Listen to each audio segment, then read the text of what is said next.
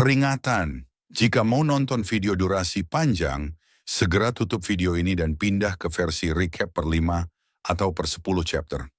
Jika belum ada video versi recap terbaru, tunggu aja sampai angka chapternya mencapai syarat recap. Itu aja, terima kasih.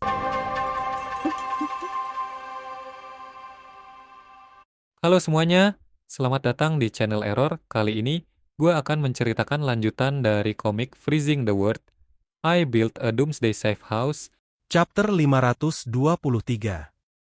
Di akhir chapter sebelumnya Zhang Yi bersikap acuh tak acuh pada kapten tim dari kelompok orang-orang kota Daze, yang bersikap sombong sambil menyodorkan map surat pada Zhang Yi.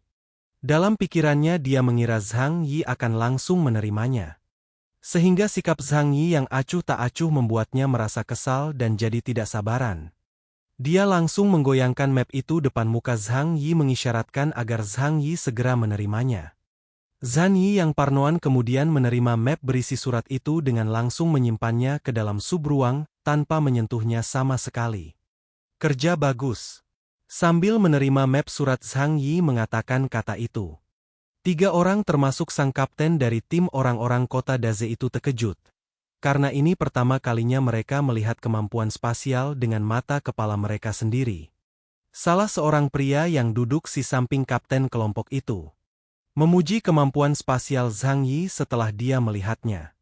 Wow, jadi ini adalah kekuatan spasial yang langka. Hebat sekali, kata orang itu sambil meletakkan tangan ke dagunya. Karena dia sudah menjalankan tugasnya, kapten kelompok orang-orang kota Daze itu kemudian memberitahu Zhang Yi kalau kota Daze hanya memberi Zhang Yi waktu 1 jam untuk membuat keputusan.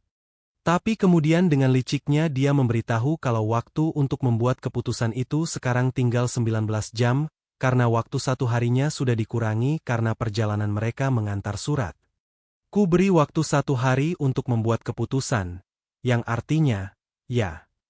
Hanya sisa 19 jam lagi dari sekarang, lagi pula kami harus menguranginya dengan waktu kami perjalanan ke sini. Jadi, sampai jumpa. Semoga kau beruntung, kata sang kapten memberi hormat secara formalitas. Sesat kemudian 2 mobil itu pergi meninggalkan Zhang Yi dan yang lainnya. Setelah orang-orang itu sepenuh pergi, Paman Yu yang sepertinya sangat kesal dengan sikap sombong mereka kemudian bertanya kenapa Zhang Yi tidak memberi perintah membunuh mereka saja karena sikap mereka yang terlalu sombong itu dan malah hanya diam saja menerimanya. Mengapa tidak membunuh mereka saja? Orang-orang itu terlalu sombong, ucap Paman Yu bertanya pada Zhang Yi. Zhang Yi kemudian yang sudah terbiasa menahan diri dan terus bersikap low profile tentu saja tidak terlalu peduli dengan hal dia kemudian mengatakan kalau dia tidak membunuh mereka karena tidak ingin memperumit keadaan dan merusak rencananya jika membunuh orang-orang itu. Aku tidak tertarik dengan ikan kecil. Selain itu terburu-buru mengambil tindakan hanya akan membuat musuh waspada pada kita. Kata Zhang Yi menjelaskan pada Paman Yu alasan kenapa dia tidak mengambil tindakan pada orang-orang sombong itu. Setelah itu Zhang Yi dengan hua-hua di bahunya kemudian berjalan ke arah shelter. Di saat jarak Zhang Yi dan hua-hua dari Paman Yu dan Liang Yu cukup jauh, Paman Yu kemudian mengatakan pendapatnya tentang Zhang Yi yang tetap tenang dalam menghadapi berbagai hal padahal dia masih sangat muda. Usianya baru 20 tahunan. Tapi dia bisa tetap tenang dan sangat toleran saat menghadapi berbagai hal. Kata Paman Yu mengomentari kepribadian Zhang Yi. Liang Yu yang mendengar itu kemudian juga memberikan pendapatnya tentang Zhang Yi yang dari luar tidak terlihat seperti orang kuat dan berbahaya namun nyatanya merupakan orang yang sangat kuat dan berbahaya, atau kalau bahasa simpelnya gak usah banyak gaya, hajar aja langsung. Bukankah pepatah itu benar? Anjing yang menggigit tidak akan menggonggong, kata Liang Yu memberitahukan pendapatnya sekaligus menjawab perkataan Paman Yu. Jangan berpikir aku tidak bisa mendengar apa yang kau katakan meskipun aku jauh, ucap Zhang Yi yang langsung merespon perkataan Liang Yu. Seperti bocil yang kepergok orang tuanya pas lagi nonton bokep, Paman Yu dan Liang Yu sangat terkejut mendengar perkataan Zhang Yi itu seakan petir menyambar mereka. Kemudian Liang Yu dengan perasaan campur aduk dan rasa bersalah karena sudah menggibah Zhang Yi berdalih kalau dia tidak sedang membicarakan hal buruknya tentang Zhang Yi. Aku tidak mengatakan hal buruk tentangmu di belakang. Ucap Liang Yu yang berbicara terbata-bata. Menyangkalnya lebih keterlaluan, kata Zhang Yi sambil melirik ke arah Liang Yu yang berdiri cukup jauh di belakangnya. Setelah melihat respon Zhang Yi itu, Liang Yu kemudian menjelaskan maksud dari perkataan dia sebelumnya. Aku hanya memuji ketenangan. Ucap Liang Yu dengan pipi yang memerah karena malu Zhang Yi memergokinya. Setelah mendengar itu Zhang Yi tidak ingin ambil pusing tentang hal itu kemudian memalingkan wajahnya sambil menganggap kalau Liang Yu berkata jujur. Kalau begitu aku akan menganggapnya sebagai pujian. Ucap Zhang menjawab perkataan Liang Yu. Singkat cerita mereka pun kembali masuk ke dalam shelter, karena sudah tidak ada lagi hal yang perlu dilakukan di luar. Sesampainya di dalam shelter, Zhang Yi yang melihat Ke-er sedang makan di ruang tamu kemudian meminta Ke-er menemuinya di ruang kerja Ke-er setelah dia selesai makan. Ke-er, setelah kau selesai makan, pergilah temui aku di ruang kerjamu, aku butuh bantuanmu untuk memeriksa sesuatu. Oke. Ucap Ke-er menjawab Zhang Yi sambil tangannya masih memegang piring dan sendok. Singkat cerita Zhang Yi dan Ke-er pun bertemu di rumah sakit shelter yang dibuat khusus untuk Ke-er. Beberapa saat kemudian Zhang Yi mengeluarkan map yang diberikan oleh kelompok utusan kota Daze dan meminta Ke-er untuk memeriksanya. Apakah menurut MU ini aman? Tanya Zhang Yi pada Ke-er sambil menyerahkan map surat yang diberikan kelompok utusan kota Daze padanya. Setelah itu Ke-er kemudian memeriksanya dengan hati untuk memastikan tidak ada hal berbahaya seperti racun atau hal lainnya di sana. Tidak ada yang salah dengan map dokumennya. Kau bisa membukanya. Ucap Ke-er memberitahukan pendapatnya setelah selesai memeriksa map surat itu.